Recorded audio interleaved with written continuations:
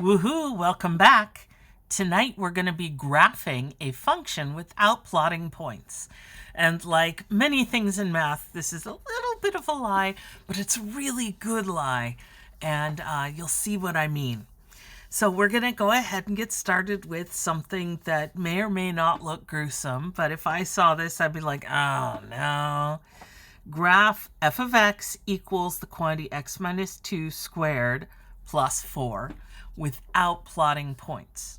So what is plotting points again? Well, plotting points means what if x is 1? What if x is 2? What if x is 12? And you just write down the answer, and then you just draw a bunch of dots and connect the dots. So the goal here is to graph this without going through that. Now, where is the lie? The lie is that we are going to graph another graph, and we're going to plot points to do it, but we'll get to that soon. First off, I want to convince you that basically this is a transformation of another function, a simpler function. So if you fuzz your eyes and ignore the minus 2 and ignore the 4, I'm hoping I can convince you that basically the basic function here is x squared. It's just a fancy x squared. So it's an x squared with extra ruffles and stuff. And that in fact we can use what we were talking about in the last video to see that there are a couple of shifts happening here.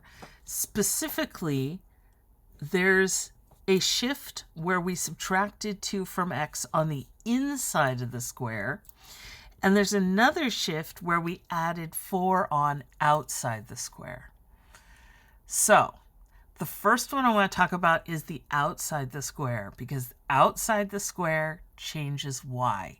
It shifts it up or down. X is already doing its thing, so all you're doing is changing the y values. And so this is a shift up by 4 units. And remember, when we talked about this before in the last video, we talked about how if there is a plus at the end, it goes up, right? This is g of x equals x squared plus 2 was a shift up, and x squared minus 3 was a shift down. Okay, so the first thing we're going to look up is that it's going to be a shift up by 4 units.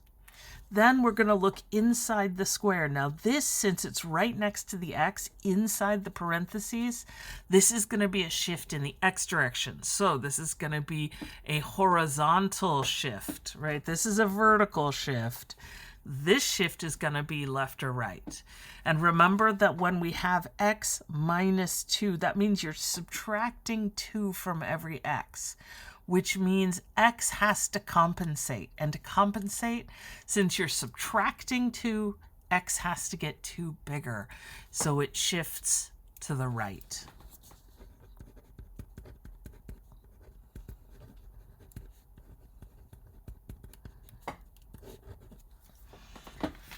And this agrees with what we did in the previous video when we had x minus 3 inside the perfect square, inside the squared. That forced x to compensate by getting bigger, going from 0, 0 to 3, 0. So x has to get bigger. And so that's what happens there. So we have a right shift and an up shift, a vertical shift up and a horizontal shift to the right.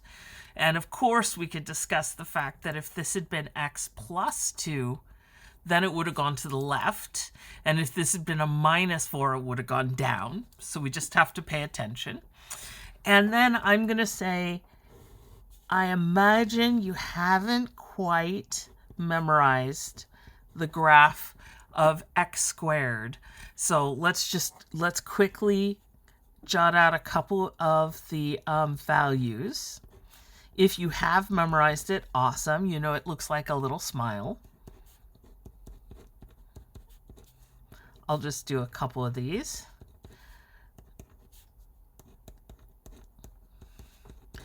Okay, so in the original graph.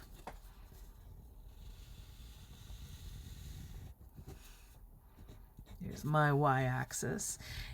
Now, since I know that I'm going to shift up and to the right, and I know that x squared does not have any negative y's, I'm going to go ahead and put my x-axis pretty low. That gives us more space for what we want to do.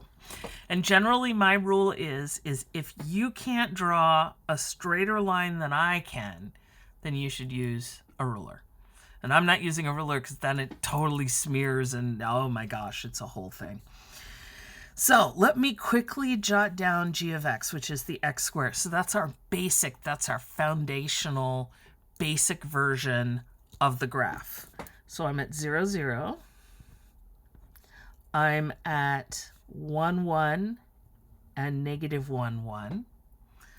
I'm at 2, 1, 2, 3, 4.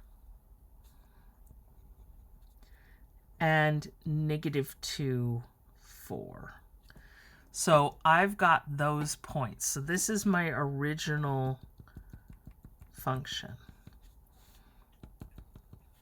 And actually, I could even go a little bit further. I do have a little bit more space on my graph.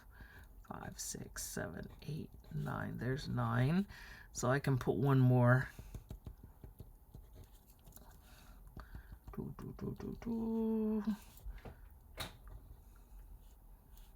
2, 3. There we go. So that's the original. Not a beautiful graph, but a pretty good human graph. So where's the new graph? Where's f going to be? Well, every one of these points simply moves 2 to the right and 4 units up. So 0, 0 moves 2 units to the right and 4 units up. So I've got this new point that is 2, 4.